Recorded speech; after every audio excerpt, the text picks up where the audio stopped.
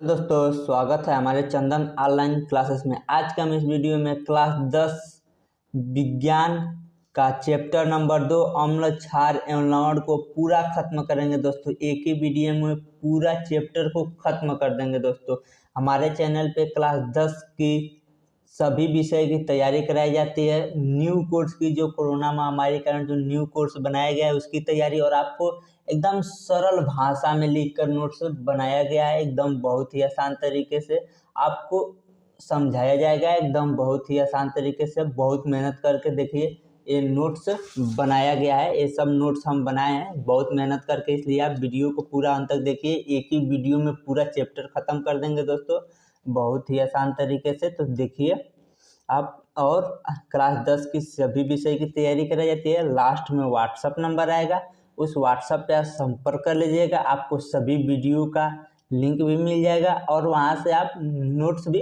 Purchase कर सकते हैं। तो चलिए हम शुरू करते हैं।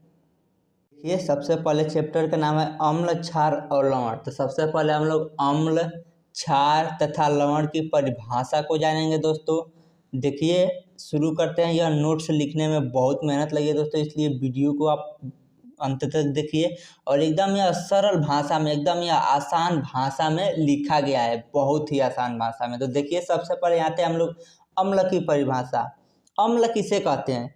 वे पदार्थ जो स्वाद में खट्टा होता है अम्ल कहलाता है। अम्ल किसे कहते हैं दोस्तों? जैसे स्वाद में खट्टा होता है, जैसे नींबू, संतरा, इमली। यह क्या होता है दोस्तों? खट्टा होता है। उदाहरण के लिए नींबू क्या होता है? खट्टा। संतरा भी खट्टा तथा इमली भी खट्टा। तो यह सब खट्टे पदार्थ है, इसका नाम क्या है? अम्ल। तो अम्ल किसे कहते हैं दोस्तों? वे पदार्थ जो स्वाद में खट्टे होते हैं अम्ल कहलाते हैं। अम्ल का परिभाषा याद हो गया। यह हो गया दोस्तों स्वाद के माध्यम से जानना अम्ल है या क्षार। अब आ जाते हैं दोस्तों वैज्ञानिकों ने हमें क्या परिभाषा दिया। यह तो हम लोग स्वाद के हिसाब से बता सकते हैं, जो खट्टा लगा हो। जैसे मान लीजिए हम लोग तेजाब नहीं चख सकते हैं, तो उसको कैसे पता करेंगे वो अम्ल है या क्षार है या लवण है? उसको तो जीभ से सटा नहीं सकते, तो उसके लिए देखिए अलग परिभाषा बनाई। जैसे जो हम लोग टेस्ट कर सकते हैं, जैसे नींबू, संतरा, यह तो हम टेस्ट कर सकते हैं कि यह इसका स्वाद खट्टा है, तो यह क्या होगा? अम्ल होगा। लेकिन कुछ और इसकी वैज्ञानिकों ने परिभाषा दी। देखिए उसने क्या परिभाषा दी।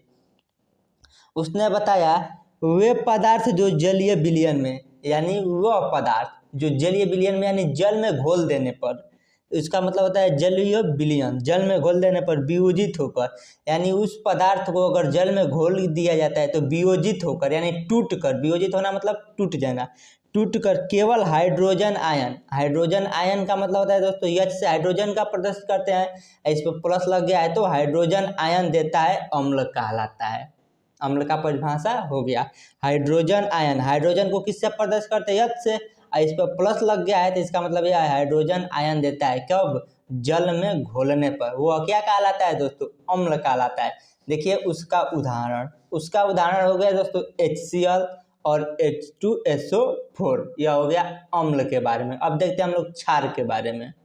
क्षार वे पदार्थ जो स्वाद में कड़वा लगता है। कैसे दोस्तों? कड़वा, उसे क्षार कहते हैं। जैसे साबुन, सरफ, शैम्पू, यह क्या है दोस्तों? कैसा लगता है? कड़वा, तो इसे क्या कहते हैं? क्षार। तो वे पदार्थ जो स्वाद में कड़वा होता है उसे क्षार कहते हैं। लेकिन इसका भी एक वैज्ञानिक परिभाषा है। जैसे कुछ कड़वा चीज़ को टेस्ट नहीं कर सकते हैं, जैसे एसिड, कोई एसिड हो गया, कोई भी पदार्थ हो गया, सबको तो हम जीभ पे नहीं लगा सकते हैं ना। इसके लिए भी वैज्ञानिकों ने परिभाषा दिया। देखिए क्षार किसे कहते हैं वैज्ञानिक परिभाषा द्वारा। देखिए वे पदार्थ जो जलीय विलयन में, एकदम सेम टू सेम ऊपर का परिभाषा रहेगा।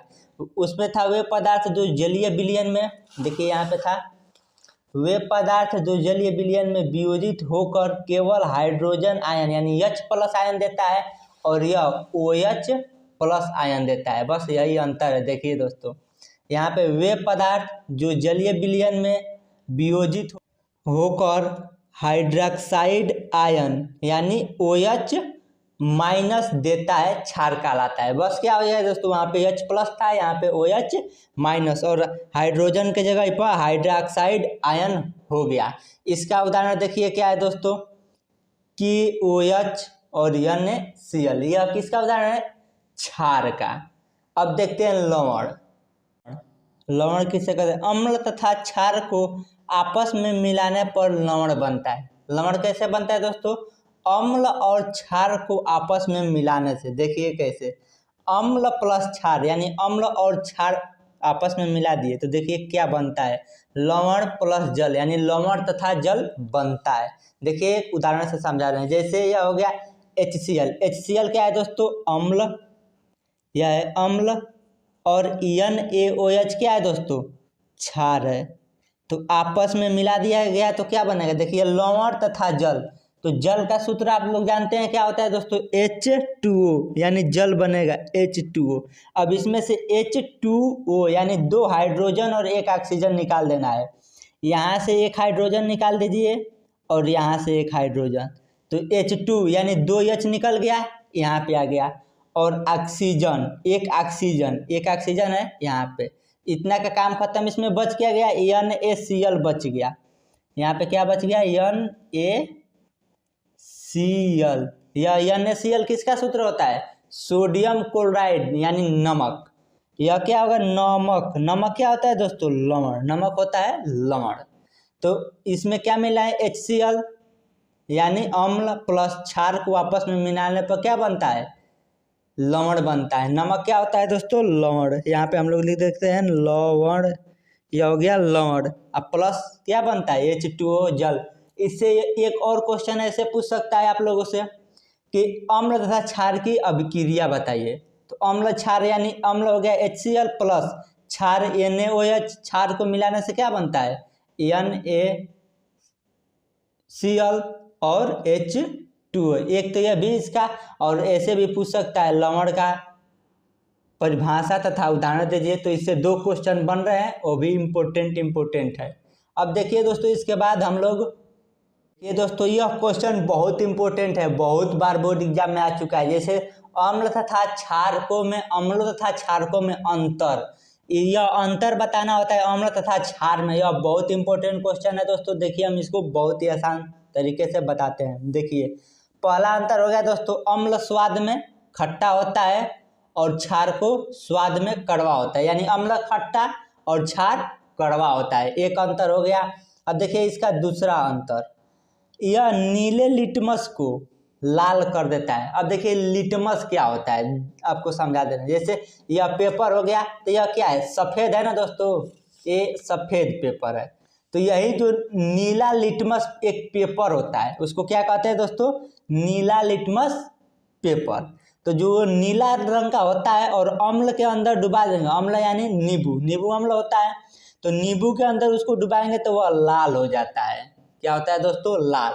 तो यह एक अलग इसका पहचान है, अंतर है। अगर उसमें नीला लिटमस पेपर डालेंगे तो लाल हो जाएगा, और क्षार में जब लाल लिटमस पेपर को डालेंगे तो नीला हो जाएगा। क्षार यानी जैसे साबुन हो गया, सरफ घोर के उसमें अगर लाल पेपर डालते हैं तो लिटमस पेपर होना चाहिए, लाल लिटमस पेपर डालते हैं तो वो किस कलर का हो जाता है? नीला। तो ये लाल लिटमस को नीला कर देता है। यह दूसरा अंतर हो गया। अब देखिए तीसरा अंतर, यह जल में वियोजित होकर, इसका परिभाषा बताया ना कि यह जल में वियोजित होकर H+ आयन देता है। यह क्या देता है दोस्तों? H+ आयन देता है। और क्षार OH- आयन देता है, यानी ये जल में वियोजित होकर OH- आयन देता है क्षार। 3 अंतर हो गया। और चौथा क्या है? इसका उदाहरण लिख देंगे। उदाहरण, अम्ल का उदाहरण क्या हो जाएगा दोस्तों? HCl H2SO4। और क्षार का उदाहरण हो जाएगा KOH NaOH। यह हो गया क्षार का उदाहरण। क्षार के उदाहरण में OH हमेशा रहेगा, OH। देखिए इसमें भी OH है, इसमें भी OH। और अम्ल के उदाहरण में H हमेशा रहेगा, यहाँ पे भी H है और यहाँ पे भी H है, लेकिन OH नहीं है ना इधर कहीं और इधर है। यही उदाहरण में अंतर हो जाएगा। इस क्वेश्चन को इस प्रकार भी पूछ सकता है दोस्तों, अम्ल तथा क्षार का गुणधर्म लिखिए। गुणधर्म मतलब गुण, उसकी क्वालिटी। तो यही इसकी गुणधर्म यानी क्वालिटी भी हो जाएगी। उसकी गुण क्या है? यह स्वाद में खट्टा होता है, यह कड़वा होता है, यह नीले लिटमस को लाल कर देता है और क्षार लाल लिटमस को नीला कर देता है। यह H+ आयन देता है अम्ल और क्षार OH- आयन देता है। तो यह इसका गुणधर्म भी, ऐसे भी अगर क्वेश्चन पूछे अम्ल तथा क्षार का गुणधर्म बताइए तो इसका यह भी उत्तर हो जाएगा। बहुत ही आसान तरीके से बता रहे हैं दोस्तों, एकदम सिंपल। यह अगला क्वेश्चन है सूचक। इसको प्रश्न में इस प्रकार पूछा जा सकता है, जैसे सूचक क्या होता है, सूचक के बारे में बताइए। तो देखिए सूचक का मतलब क्या होता है, सूचना देना। क्या दोस्तों, सूचक, नाम से ही पता चलता है कि यह सूचना देगा। अब देखिए इसका परिभाषा कैसे, जो किसी अम्ल या क्षार के संपर्क में आने पर अपना रंग परिवर्तित कर लेता है सूचक कहलाता है। यानी अम्ल या क्षार में के संपर्क में आएगा तो वो अपना रंग परिवर्तन कर लिया। अभी आपको बताएं कौन सा रंग परिवर्तन करता है, लिटमस पेपर। इसका उदाहरण क्या है, लिटमस पेपर। अम्ल में डालेंगे तो नीला, अम्ल में डालेंगे तो लाल हो जाएगा, और क्षार में जब लाल डालेंगे लिटमस पेपर तो वह नीला हो जाएगा। तो यह सूचना दे रहा है ना दोस्तों, देखिए सूचना दे रहा है कि अगर अम्ल होगा तो नीला डालने पर लाल हो जाएगा। यह सूचना बता रहा है कि क्या है, वह अम्ल है। किससे, पेपर है, वह सूचक है। जो लिटमस पेपर है वो एक सूचक के भांति कार्य कर रहा है। अगर नीला डाल दिए किसी पदार्थ में तो अगर वो लाल हो गया तो वो क्या कहेगा, अम्ल कहेगा। और किसी पदार्थ में हम लोग क्या डाल दिए, लाल, और वह नीला हो गया तो वह पदार्थ क्षार हो गया। तो ये हमें क्या सूचना दे रहा है, तो यही है लिटमस पेपर। यानी वह जो किसी अम्ल या क्षार के संपर्क में आने पर अपना रंग परिवर्तित कर, जो लिटमस पेपर वो अपना रंग परिवर्तित कर देता है, तो यह सूचक कहलाता है। ये पीएच मान, देखिए पीएच मान को कैसे पूछ सकता है दोस्तों, पीएच बहुत इंपॉर्टेंट है। पीएच से यह भी पूछ सकता है पीएच क्या है, पीएच के बारे में बताइए, पीएच का महत्व बताइए, पीएच का सूत्र बताइए। तो यह सब हम आपको बताएंगे दोस्तों। देखिए किसी विलयन में उपस्थित हाइड्रोजन आयन, हाइड्रोजन आयन को किससे प्रदर्शित करते हैं दोस्तों, हाइड्रोजन के H से और आयन को प्लस से। सांद्रता के ऋणात्मक, अब देखिए यहाँ पे हम लोग सूत्र बना रहे हैं, इसी के हिसाब से किसका सूत्र निकालना है, पीएच। तो हम लोग निकाल देंगे पीएच बराबर, क्या कह रहा है दोस्तों, ऋणात्मक। ऋणात्मक का मतलब होता है माइनस हो गया, और लघुगणक, लघुगणक इसको कहते हैं लाग को, LOG, यह 9 में है दोस्तों लाग। तो लघुगणक और क्या है, H+ हाइड्रोजन आयन, यही इसका सूत्र हो गया। हाइड्रोजन आयन के सांद्रता के ऋणात्मक लघुगणक, ऋणात्मक हो गया, और यह लघुगणक को उस विलयन का पीएच मान कहते हैं। तो पीएच बराबर सूत्र क्या हो गया, माइनस लाग और कोष्टक में H+। इस सूत्र बहुत इंपॉर्टेंट है, यह आप याद कर लीजिएगा, इससे सवाल आता है बोर्ड एग्जाम में। तो पीएच किसे कहते हैं, किसी विलयन में उपस्थित हाइड्रोजन आयन, हाइड्रोजन आयन यानी H+, सांद्रता के ऋणात्मक, ऋणात्मक मतलब माइनस, लघुगणक यानी लाग को उस विलयन का पीएच मान कहते हैं। पीएच बराबर सूत्र हो जाएगा माइनस लाग कोष्टक में H+। देखिए इस क्वेश्चन को कैसे बोर्ड एग्जाम में पूछेगा, बोर्ड एग्जाम में दे देगा बहुविकल्पी, अम्ल का पीएच मान कितना होता है। तो अम्ल का पीएच मान क्या होता है, 7 से कम होता है। देखिए पीएच यह जिधर सटा होता है उधर कम, यानी यह 7 से कम होता है। अम्ल का पीएच मान 7 से कम होता है, यह भी बहुत इंपॉर्टेंट है, बहुविकल्पी क्वेश्चन में पूछेगा दोस्तों। अब देखिए आ जाते हैं क्षार का पीएच मान। तो क्षार का पीएच मान 7 से अधिक होता है। देखिए पीएच मान इधर मुंह खुला है यानी बड़ा है 7 से, यानी क्षार का पीएच मान क्या होगा, 7 से अधिक होता है। अब देखिए लवण, लवण का पीएच मान 7 होता है। यह तीनों बहुत इंपॉर्टेंट है दोस्तों, याद कर लीजिएगा। अम्ल का 7 से कम, क्षार का 7 से अधिक और लवण का 7 होता है। यह बहुत इंपॉर्टेंट क्वेश्चन है, यह बहुविकल्पी में ऐसे क्वेश्चन आते हैं। देखिए अगला पॉइंट है दैनिक जीवन में पीएच का महत्व। जो हमारा जीवन है उसमें पीएच का क्या काम है, क्या महत्व है। देखिए 4 ऐसे क्वेश्चन पूछेगा हमारे जीवन में, दैनिक जीवन या हमारे जीवन में पीएच का महत्व, इसको कैसे लिखेंगे। देखिए पहला महत्व यह हो जाएगा कि हमारे शरीर का पीएच मान 7 से 7.8 के बीच होता है। इसको बहुविकल्पी में भी पूछ सकता है कि हमारे शरीर का पीएच मान कितना होता है दोस्तों, 7 से 7.8 के बीच होता है। देखिए दूसरा क्वेश्चन, दूसरा वर्षा के जल का पीएच मान, जो हमें बारिश होती है उस जल का पीएच मान 5.6 से कम हो जाने पर वह अम्लीय वर्षा कहलाती है। क्या दोस्तों, अम्लीय वर्षा।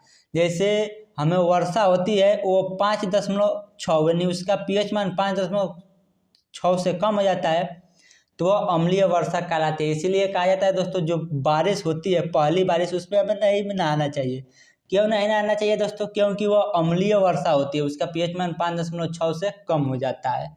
तो इससे यह भी क्वेश्चन बन सकता है कि अम्लीय वर्षा किसे कहते हैं। अम्लीय वर्षा किसे कहते हैं दोस्तों, वर्षा के जल का पीएच मान 5.6 से कम हो जाने पर अम्लीय वर्षा कहलाती है। अब आ जाते हैं दोस्तों तीसरे पे, इसका कम से कम 4 लिखेंगे क्योंकि यह 4 नंबर में पूछेगा तो 4 लिखेंगे। तो देखिए तीसरा क्या है, हमारे मुख का पीएच मान 5.5 से कम हो जाए तो हमारे दांतों का क्षय प्रारंभ हो जाता है। क्षय का मतलब दोस्तों टूटना, विनाश। अगर हमारे जो मुंह है उसका पीएच मान 5.5 से कम हो जाए तो दांतों का क्षय होना प्रारंभ हो जाए। जो हमारे दांत है उसका क्षय होना यानी विनाश होना प्रारंभ हो जाता है। इसलिए कहा जाता है दोस्तों, मीठा चीज खाने पर हमें मुंह अच्छे से धोना चाहिए ताकि उसका पीएच मान 5.5 से कम न हो जाए। अब देखिए चौथा है दोस्तों, मधुमक्खी के डंक। जो मधुमक्खी होती है, मध जिससे निकाला जाता है, उसके जो डंक मारती है, डंक मेथेनोइक अम्ल छोड़ता है। अगर जहां हमको वो मधुमक्खी मारेगी दोस्तों, उसमें क्या छोड़ देगा, हमें छोड़ देगी वो मेथेनोइक अम्ल छोड़ता है, जिसके कारण हमें जलन व दर्द होता है। हमें जलन और दर्द क्यों होता है, जहाँ वो मारते हैं उसमें वो मेथेनोइक अम्ल छोड़ देती है, तो जिसके कारण हमें जलन व दर्द होता है।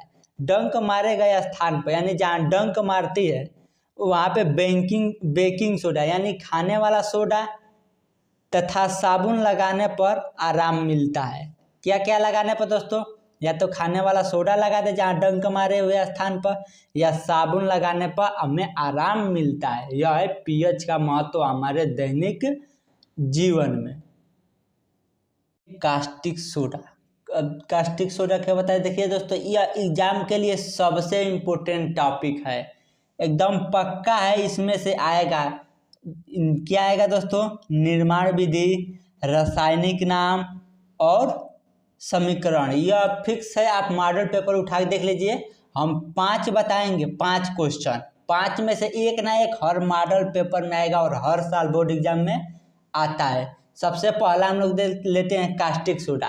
तो इसका हमको क्या लिखना होता है, रासायनिक नाम लिखना होगा और अणु सूत्र लिखना होगा और निर्माण विधि यह कैसे बनता है। तो देखिए हम लोग बनाए हैं। सबसे पहले क्या है, कास्टिक सोडा।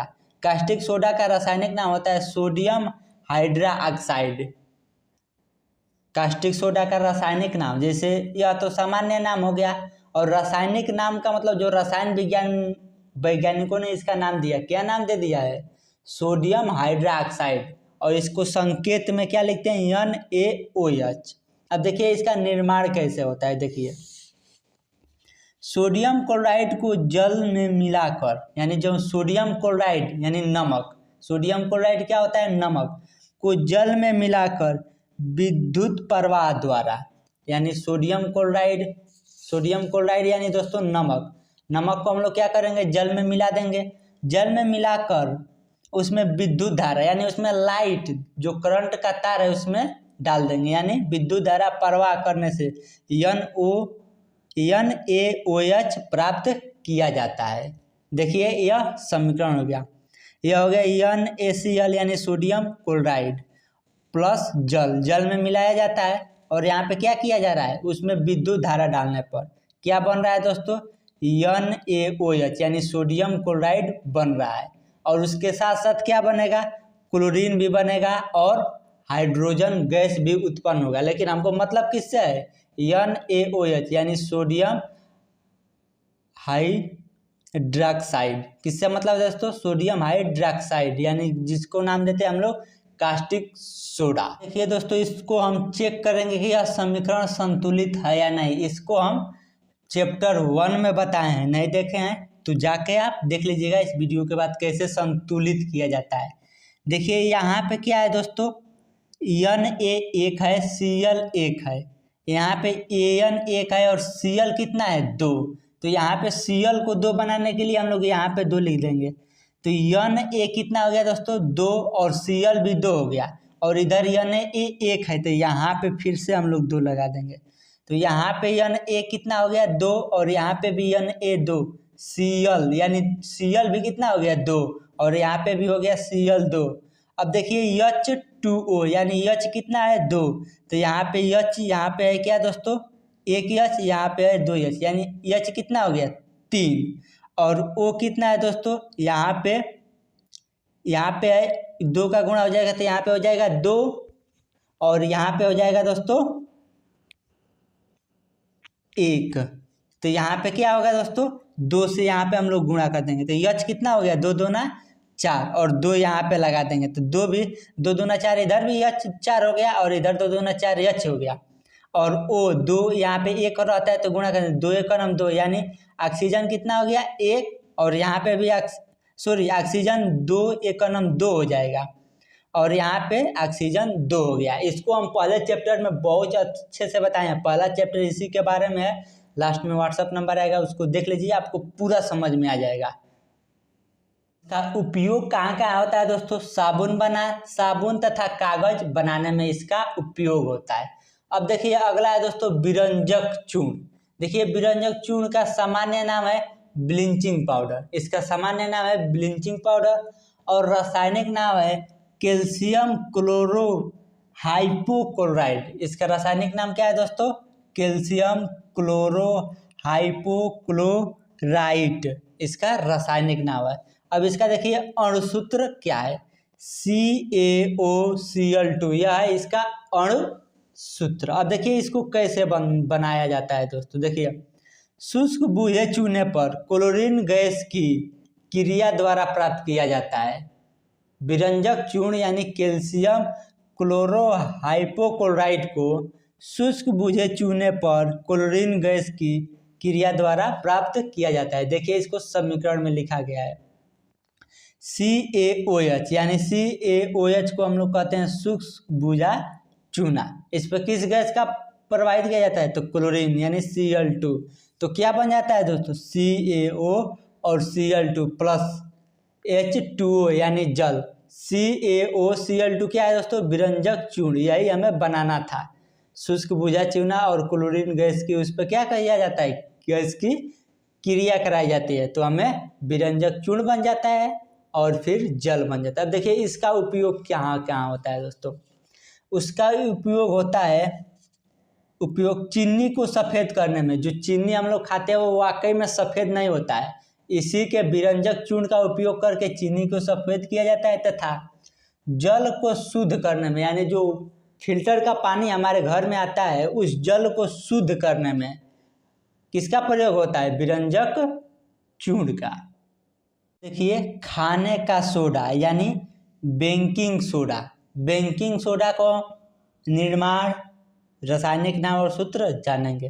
देखिए इसका रासायनिक नाम होता है सोडियम हाइड्रोजन कार्बोनेट, अणुसूत्र होता है NaHCO3। अब देखिए इसको कैसे बनाते हैं। सोडियम कार्बोनेट को जल में मिलाकर कार्बन डाइऑक्साइड गैस प्रवाहित करने से बनता है। देखिए इसको कैसे बनाया है। सोडियम कार्बोनेट, तो सोडियम कार्बोनेट का सूत्र होता है Na2CO3 को जल में मिलाकर प्लस H2O का मतलब होता है जल में मिलाकर कार्बन डाइऑक्साइड गैस यानी CO2 गैस, CO2 को क्या कहते हैं? कार्बन डाइऑक्साइड प्रवाहित करने से बनता है। क्या बनता है दोस्तों? NaHCO3। तो देखिए इधर बन गया है NaHCO3 यानी सोडियम हाइड्रोजन कार्बोनेट। यहाँ पे देखिए सोडियम हाइड्रोजन कार्बोनेट यह बन गया NaHCO3। इसका नाम है सोडियम कार्बोनेट, यह है जल, यह है कार्बन डाइऑक्साइड और यह हो गया सोडियम हाइड्रोजन कार्बोनेट। अब देखिए इसका उपयोग क्या दोस्तों, उसका उपयोग कहाँ क्या करते हैं। चर्म रोग के निदान में, जो चर्म रोग होता है उसके निदान में, यानी उस बीमारी जिसको होता है उसको यह दवा के रूप में प्रयोग किया जाता है। कच्चे दूध का फटने का समय बढ़ाने के लिए, जो दूध कच्चा होता है वो फटता है ना, उस समय को बढ़ाने के लिए किसका प्रयोग करते हैं दोस्तों, खाने वाला सोडा का। फिर जो हम लोग पुआ बनाते हैं उसमें भी खाने वाला सोडा का प्रयोग करते हैं। धावन सोडा, धावन सोडा का दूसरा नाम है धोने वाला सोडा। जैसे हम लोग कपड़ा धोते हैं सोडा सर्फ साबुन, या क्या होता है धावन सोडा। इसका रासायनिक नाम होता है, जो साबुन हम लोग कपड़ा खींचते हैं, सोडियम कार्बोनेट इसका रासायनिक नाम होता है। और सोडियम कार्बोनेट डेकाहाइड्रेट इसका रासायनिक नाम होता है। और अणु सूत्र होता है Na2CO3 × 10 यानी 10H2O, इसका अणु सूत्र हो गया। अब देखिए इसको निर्माण कैसे करते हैं, आप घर में भी चाहे तो बना सकते हैं। यानी धावन सोडा, यानी जो कपड़ा पीसने वाला सोडा है, वो बेकिंग सोडा को गर्म करने से प्राप्त होता है। किससे प्राप्त होता है दोस्तों, जो बेकिंग सोडा है उसको गर्म करते हैं और जल में मिला देते हैं, तो क्या होता है, हमें प्राप्त होता है क्या, धावन सोडा। जैसे देखिए बेकिंग सोडा, बेकिंग सोडा का सूत्र होता है Na2CO3 यानी सोडियम कार्बोनेट, इसका बनाने का विधि हम पहले बता चुके हैं। प्लस जल का H2O, यानी 10 अणु रहेंगे जल का। अगर एक अणु सोडियम कार्बोनेट रहेगा तो 10 अणु जल का, यानी 1 ग्राम यह रहेगा तो 10 ग्राम जल रहेगा। और इसको आपस में जब मिला देते हैं तो क्या बनता है दोस्तों, Na2CO3 इंटू, यानी बिंदु का मतलब इंटू 10 यानी 10H2O। इसका नाम क्या है दोस्तों, सोडियम कार्बोनेट डेकाहाइड्रेट। यह किसका हो गया दोस्तों, धावन सोडा यानी धोने वाला सोडा। अब देखिए इसका उपयोग कहाँ कहाँ पर है, कपड़ा धोने में तथा कांच का निर्माण करने में। जो कपड़ा खींचते हैं तो उसी से नाम पड़ गया क्या, धावन सोडा। तो इसका उपयोग कपड़ा धोने में तथा कांच का निर्माण में किया जाता है। इस चैप्टर का लास्ट है क्या, plaster of Paris. Plaster of Paris का रासायनिक नाम है कैल्शियम सल्फेट और इसका अणु सूत्र है CaSO4 × 12 यानी 1/2H2O। अब देखिए इसका निर्माण विधि, जिप्सम को 373 केल्विन ताप पर गर्म किया जाता है तो प्लास्टर ऑफ पेरिस का निर्माण होता है। देखिए जिप्सम, जिप्सम का सूत्र होता है CaSO4 × 2H2O। इसको हमें क्या करना है दोस्तों, गर्म करना है 373 केल्विन उष्मा यानी ताप पर। तो हमें क्या प्राप्त होता है, CaSO4 × 1/2 यानी 1/2H2O। क्या, हमें इसका नाम क्या है, कैल्शियम सल्फेट। देखिए यही ना इसका रासायनिक नाम है कैल्शियम सल्फेट प्राप्त होता है और प्लस में 3/2H2O प्राप्त होता है। इस क्या है, प्लास्टर ऑफ पेरिस इसका नाम है। इसका भी नाम क्या है, प्लास्टर ऑफ पेरिस, और इसका रासायनिक नाम है कैल्शियम सल्फेट। अब देखिए इसका उपयोग कहाँ कहाँ होता है। उसका उपयोग होता है दोस्तों टूटी हड्डियों को जोड़ने में, जहाँ हड्डी टूट जाती है तो उसको जोड़ने में प्लास्टर ऑफ पेरिस का उपयोग होता है, और मूर्ति को बनाने में। ये दोस्तों चैप्टर पूरा खत्म हो गया। आप देखिए हमारा व्हाट्सअप नंबर आ रहा है, इस व्हाट्सअप पर संपर्क कर लीजिएगा, आपको वीडियो का लिंक और नोट्स परचेज कर लीजिएगा। और इस वीडियो को अधिक से अधिक लाइक कीजिए, जितना लाइक करेंगे और जितना ज़्यादा अपने दोस्तों के साथ शेयर करेंगे उतना ही अच्छा वीडियो आपको मिलता रहेगा।